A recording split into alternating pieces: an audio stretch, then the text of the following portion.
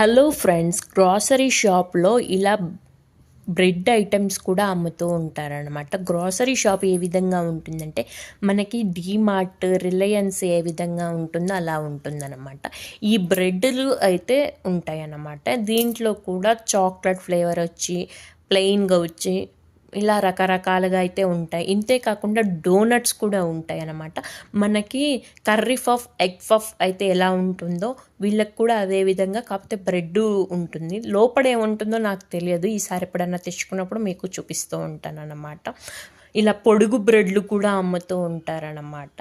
రకరకాల బ్రెడ్లు అయితే అమ్ముతూ ఉంటారు. అంతేకాకుండా మనకి ఎన్ని కావాలంటే అన్ని తీసుకొని మన ఇంటికి వెళ్ళి ఓవెన్లో హీట్ చేసుకొని తినవచ్చు అన్నమాట.